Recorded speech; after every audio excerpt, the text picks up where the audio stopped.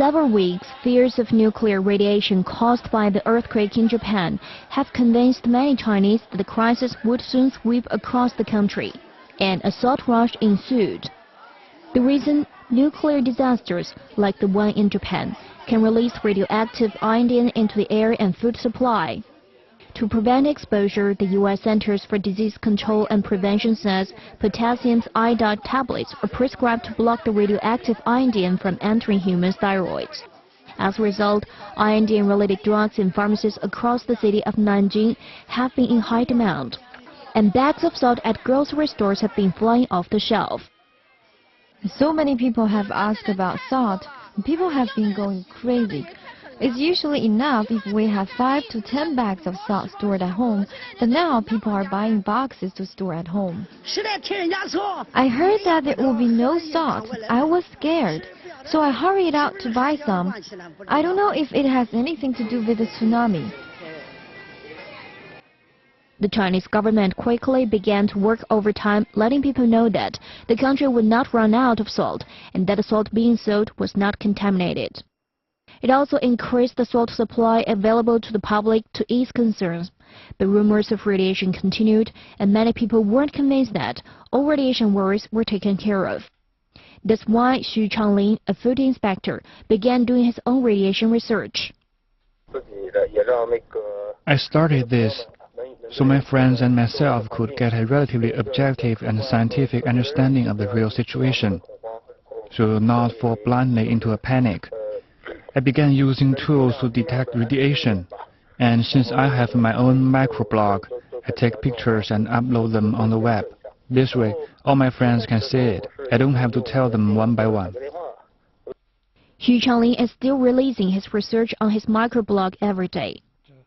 He says he believes the government authorities' research on radiation, but also knows that many people may be looking for confirmation from an outside source. I used to be a food inspector, so I've got a pretty clear idea of what nuclear radiation means. I want to let my friends, their friends, and so on know for sure that there is a certain amount of radiation in the nature. For example, you are exposed to some radiation when you travel by plane or have an X-ray. Personally, I think the saying that rumors find no credence with a wise man is worth thinking about. For example, some of our teachers are also worried about the nuclear leakage, but they don't panic, because they all have knowledge and relevant historical experience. Xie Shicheng is a professor at Nanjing Normal University. He works in sociology and government management research and says with a little common sense knowledge, people can remain calm in face of uncertain situations. We all know that Japan is more than 2,000 kilometers away from mainland China.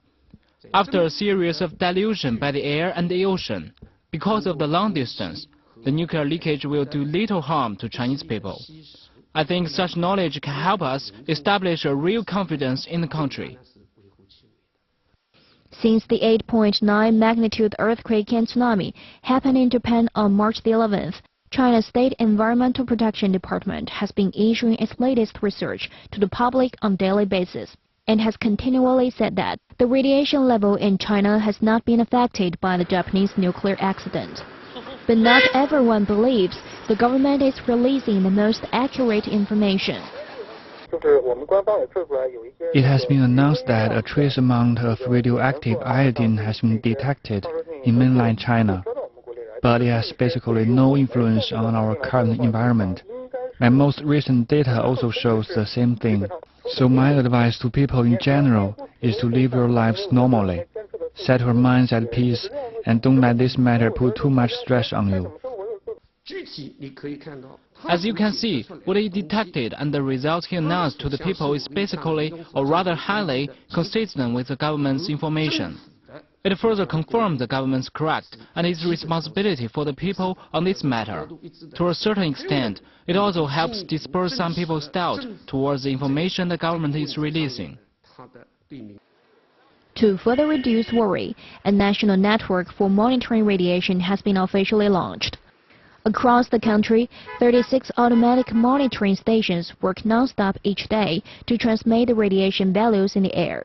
The values obtained are directly reported to the State Environmental Protection Department and are released to the public the same day.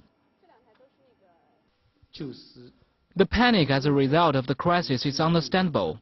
The key is how the government soothes and reassures people.